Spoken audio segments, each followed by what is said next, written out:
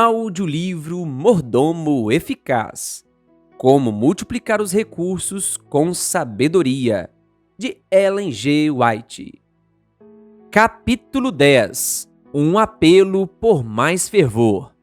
O mundo e as igrejas estão quebrando a lei de Deus, e deve-se dar a advertência. Se alguém adora a besta e a sua imagem e recebe a sua marca na fronte ou sobre a mão, também esse beberá do vinho da cólera de Deus, preparado sem mistura do cálice da sua ira. Apocalipse 14, versículos 9 e 10. Com tal maldição pesando sobre os transgressores do santo sábado de Deus, não deveríamos nós mostrar maior fervor, mais zelo? Por que somos nós tão indiferentes, tão egoístas, tão absorvidos pelos interesses seculares? Está o nosso interesse divorciado de Jesus? Será que a verdade se tornou severa demais ou sua aplicação íntima demais para nós e, como os discípulos de Cristo que se ofenderam, temos nos afastado para os elementos desprezíveis do mundo? Gastamos dinheiro com desígnios egoístas e satisfazemos nossos próprios desejos, enquanto muitos perecem sem o conhecimento de Jesus e da verdade. Por quanto tempo isso vai continuar? Todos devem ter uma fé viva, uma fé que atue por amor e purifique a vida. Homens e mulheres estão sempre prontos a fazer tudo o que satisfaça o eu, mas quão pouco desejam fazer por Jesus e pelos seus semelhantes, que estão perecendo por falta da verdade. Depositar agora no banco do céu. Será que já não está chegando o tempo em que devemos começar a diminuir nossas posses? Que Deus ajude você, que pode fazer algo agora para investir no banco do céu. Não pedimos um empréstimo, mas uma oferta voluntária, uma devolução dos bens que são do Mestre e que ele emprestou a você. Se você ama a Deus acima de todas as coisas e ao próximo como a si mesmo, acreditamos que dará provas tangíveis disso nas ofertas voluntárias para nosso trabalho missionário. Há pessoas para serem salvas, e tomara que você seja colaborador de Jesus Cristo para a salvação dessas almas por quem Cristo deu a vida. O Senhor abençoará você no bom fruto que der para a glória dele. Que o mesmo Espírito Santo que inspirou a Bíblia tome posse de seu coração, levando você a amar sua palavra, que é espírito e vida. Que isso abra seus olhos para que descubra as coisas do Espírito de Deus. A razão pela qual a religião hoje em dia é tão atrofiada é porque as pessoas não aplicam à sua vida a renúncia prática e o sacrifício pessoal. Review and Herald, 8 de janeiro de 1889. A chuva serôdia está sendo adiada. O grande derramamento do Espírito de Deus, que iluminará toda a terra com sua glória, não virá enquanto não tivermos um povo iluminado, que conheça por experiência própria o que significa ser colaborador de Deus.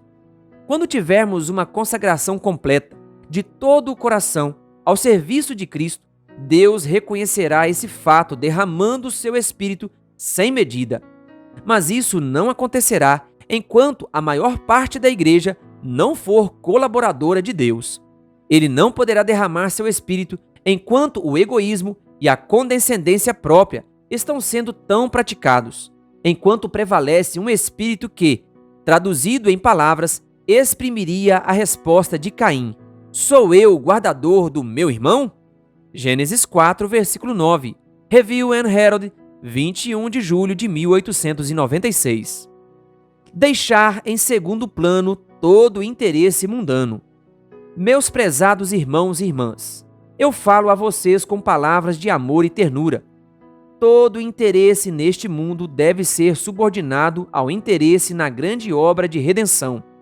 Lembrem-se de que na vida dos seguidores de Cristo deve ser vista a mesma devoção e a mesma subordinação à obra de Deus, de todas as demandas sociais e de todos os sentimentos por coisas deste mundo que eram vistas na vida dele.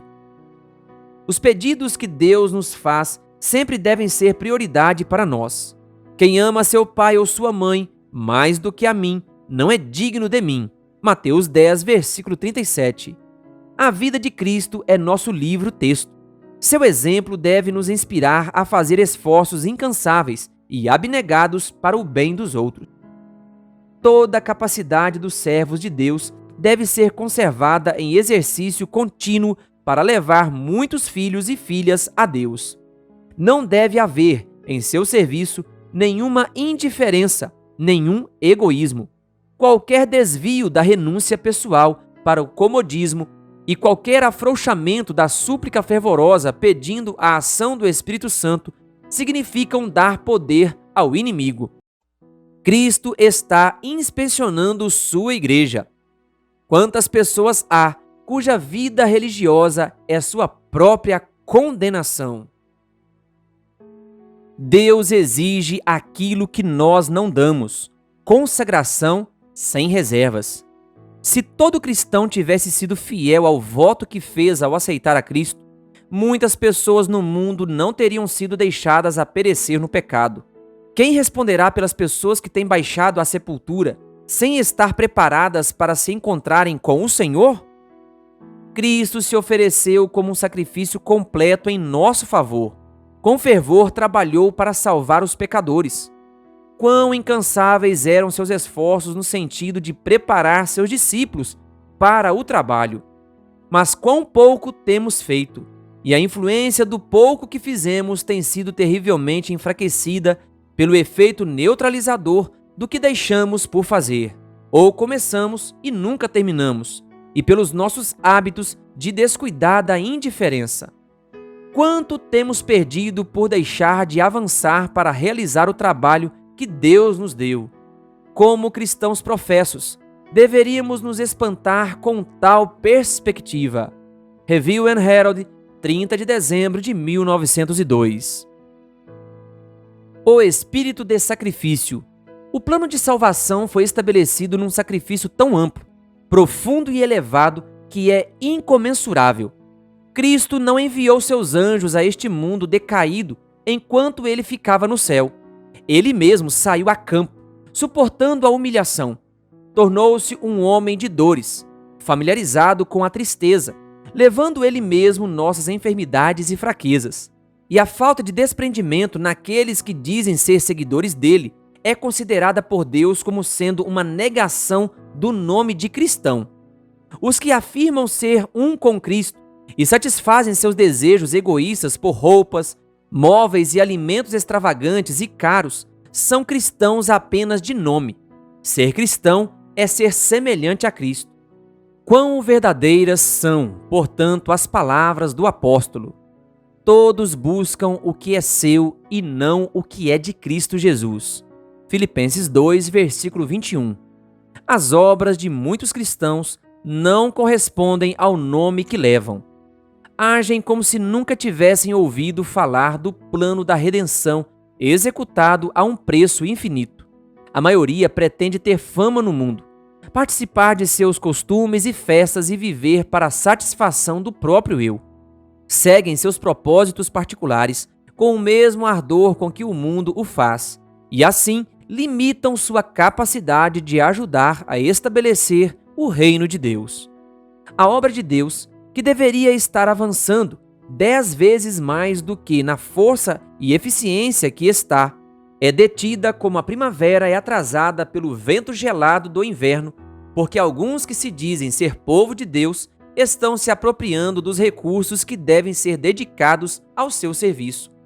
Visto que o amor desprendido de Cristo não está entrelaçado na vida prática, a igreja está fraca no que deveria ser forte.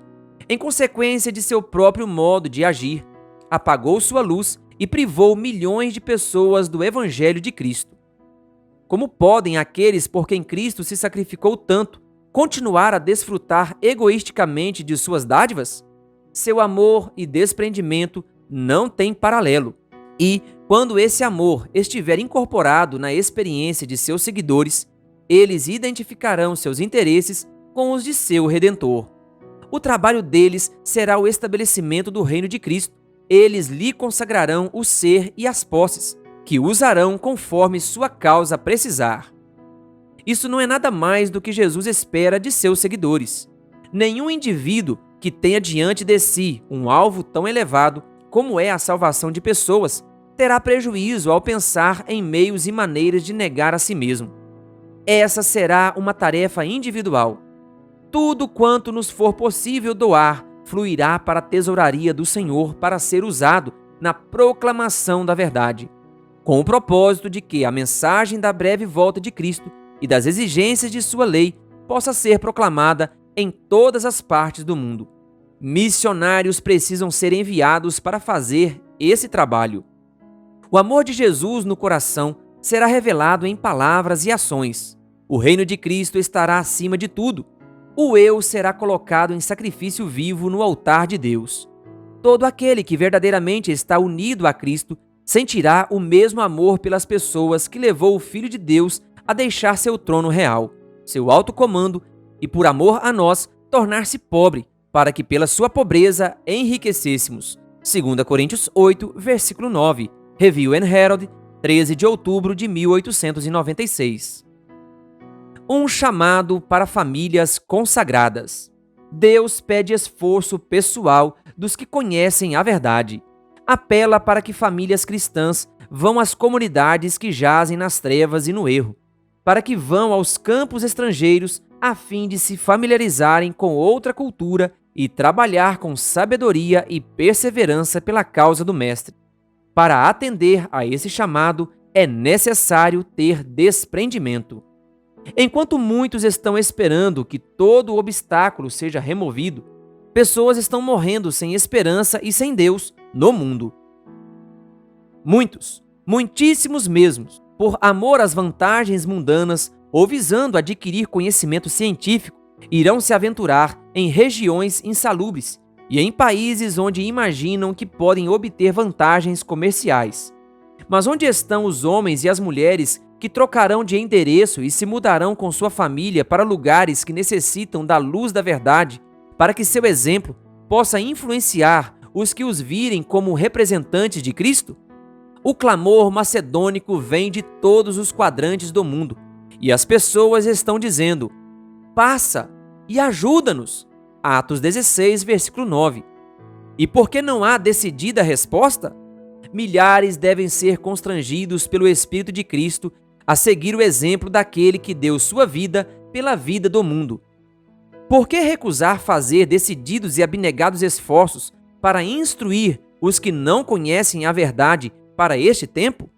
O maior de todos os missionários, Jesus, veio ao nosso mundo e foi adiante de nós para nos mostrar a maneira pela qual devemos trabalhar. Ninguém pode demarcar um rumo preciso para aqueles que pretendem ser testemunhas de Cristo. Os que têm recursos financeiros são duplamente responsáveis, pois esse dinheiro lhes foi confiado por Deus e devem sentir sua responsabilidade de fazer a obra do Senhor avançar em seus vários ramos. O fato de a verdade, com seus áureos elos, unir as pessoas ao trono divino, deveria inspirar as pessoas a trabalhar com toda a energia dada por Deus para negociar com os bens do Senhor em lugares distantes, difundindo o conhecimento de Cristo bem longe, entre os pagãos. Muitos daqueles a quem Deus confiou recursos, com os quais poderiam ser uma bênção para a humanidade, têm permitido que estes se demonstrem uma cilada, em vez de deixar que se revelem uma bênção para eles e para outros. Será o caso de se permitir que a propriedade que Deus deu a você se torne uma pedra de tropeço? Deixará que os bens que Ele lhe confiou, que foram dados para que negociasse com eles, afastem você da obra de Deus? Você vai permitir que a confiança que o Senhor depositou em você, como um administrador fiel dele, sirva para diminuir sua influência e utilidade, impedindo-o de ser colaborador de Deus? Vai aceitar ficar acomodado em casa, a fim de conservar com você os recursos que Deus lhe confiou para que o depositasse no banco do céu? Você não pode dar a desculpa de que não tem nada para fazer, pois tudo está por fazer. Você vai se contentar em desfrutar os confortos de sua casa, sem experimentar dizer às pessoas que perecem como poderão alcançar as mansões que Cristo foi preparar para os que o amam? Não quer sacrificar suas posses para que outros possam alcançar uma herança imortal? Review and Herald, 21 de julho de 1896. Querido ouvinte, que em sua oração hoje você clame a Deus que tudo em sua vida seja consagrado e dedicado a Ele. Que você não seja apegado a bens materiais, mas tudo quanto Deus coloca em suas mãos seja um instrumento, um meio para levar pessoas ao altar do Senhor. Que Deus lhe abençoe.